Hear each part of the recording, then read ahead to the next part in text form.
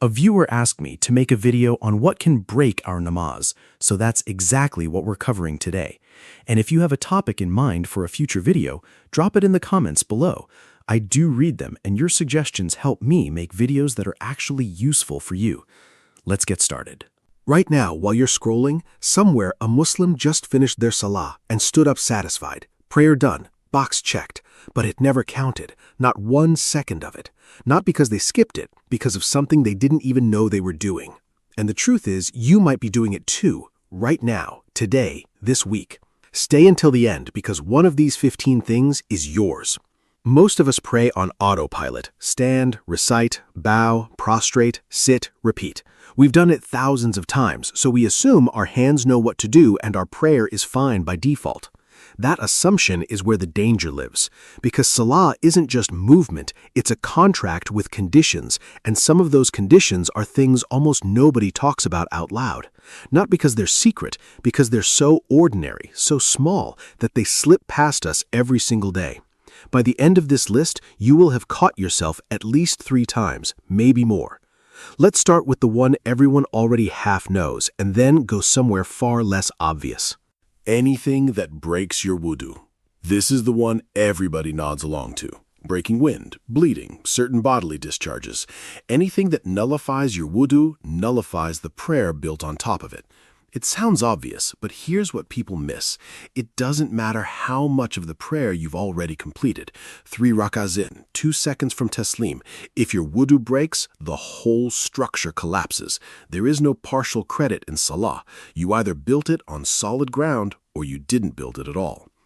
Uncovering the awrah, deliberately exposing what should be covered, a sleeve slipping too high, a scarf shifting too far back and being left that way, invalidates the prayer. But our scholars, may Allah have mercy on them, were precise here, not harsh. If it's uncovered by accident and only a little, or if a larger part is exposed and you cover it back up immediately, your prayer still stands. This isn't a religion built to trap you in technicalities. It's built to catch you the moment you correct yourself. Remember that, because it becomes important later. Turning away from the Qibla. A slight shift in your stance, a small adjustment, that's not what breaks this one. It's turning away to a large extent, deliberately facing a different direction entirely. It's rare, but when it happens, the prayer built on that misdirection isn't a prayer anymore. It's just standing. Impurity, on your body, clothes, or place of prayer. Here's one that quietly haunts people. What if there's impurity on your clothes and you don't know it until the prayer is already over? Here is the mercy in this ruling. If you find out during the prayer and remove it immediately, your Salah is valid. And if you don't discover it until after you've finished, it's still valid. Allah is not waiting to catch what you couldn't have seen. He is watching what you do the moment you do see it. So, ask yourself, when you do notice something is wrong in your prayer, in your intention, in your life, are you someone who fixes it immediately or someone who lets it sit because no one else noticed? 5. Excessive continuous movement. Scratching an itch, adjusting your clothing, wiping your nose, these are fine. What invalidates the prayer is excessive movement with no real necessity behind it. Shifting, fidgeting, moving your whole body repeatedly for no reason tied to the prayer itself. It sounds minor, but stay close because one of the final entries on this list breaks this exact rule in a way almost nobody realizes they're doing. 6 and 7. Omitting or adding a pillar. Ruku, sujud, these aren't optional gestures, they're pillars, the load-bearing walls of the structure.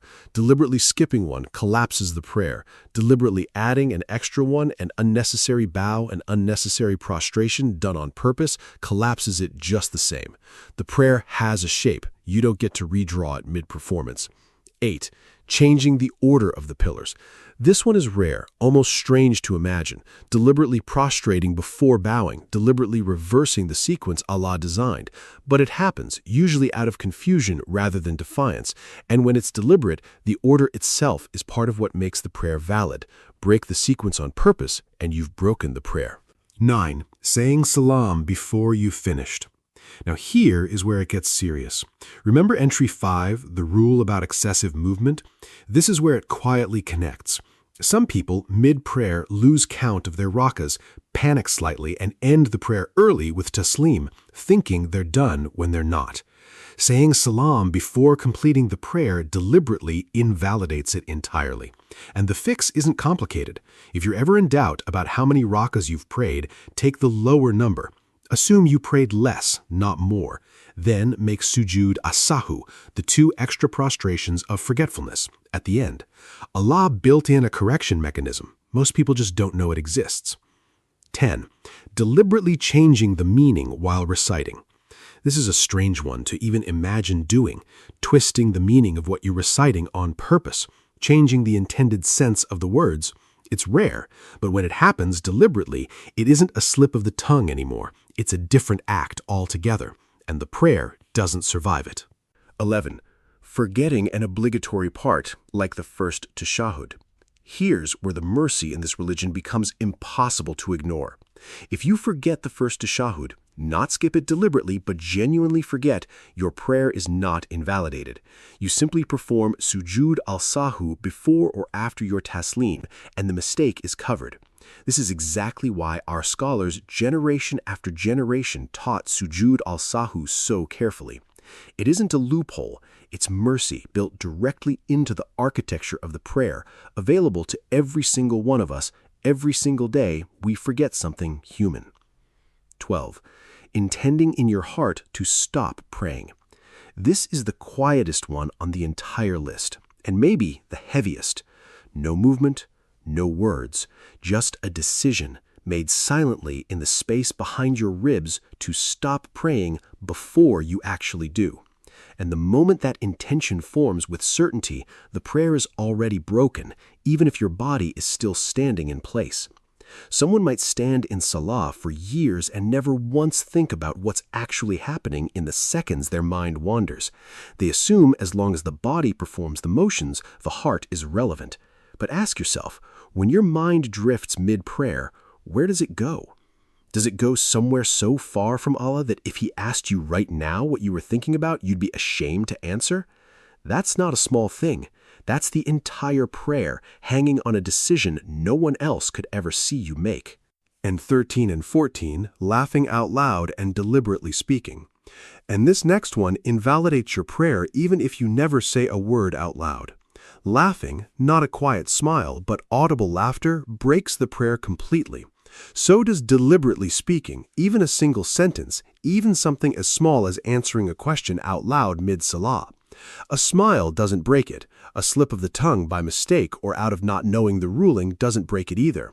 But choosing to speak, choosing to laugh, that choice ends the prayer the instant it's made. 15. Eating or drinking. And we end back where we started. Intentionally eating or drinking during Salah invalidates it the same as anything that breaks your wudu. It's the most obvious entry on this entire list, and somehow still one people manage to commit. A sip of water reached for out of habit. A piece of food still in the mouth when the prayer begins. Small, careless, and enough to undo everything. By now, some of you are uneasy, maybe more than uneasy. You're mentally replaying years of prayers, wondering how many of them actually counted. That discomfort is real, and it's not wasted. But it isn't where this is supposed to end. Because this is exactly why Sujud as-Sahu exists.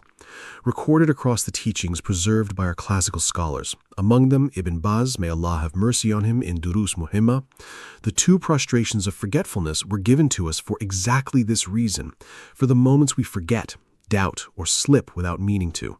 Imagine that, a built-in correction available every single time you pray, requiring nothing but a small physical acknowledgement.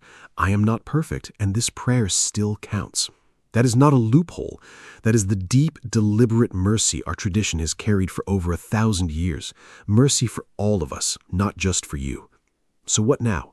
Not panic, not replaying every prayer you've ever made and drowning in regret over what you can't undo. Awareness, followed by correction. That's the entire response this deserves. Learn where your Qibla actually is. Notice when your mind drifts and gently bring it back. Know the rulings well enough that the next prayer you make is built stronger than the last one. That's it. That's the whole shift. Not fear, attention. 15 ways a prayer can quietly fall apart, some of them yours, maybe more than one. Real discomfort, real weight. But here is the part that matters more than any of it. None of that discomfort is punishment. It's an invitation. The prophet himself said that every son of Adam sins, and the best of those who sin are the ones who turn back. Not the ones who never fall, the ones who return. The door of Tawbah is still open. It has been open this entire video. It is open right now while you're still watching. And the fact that you are here, hearing this, is not an accident. It is a chance.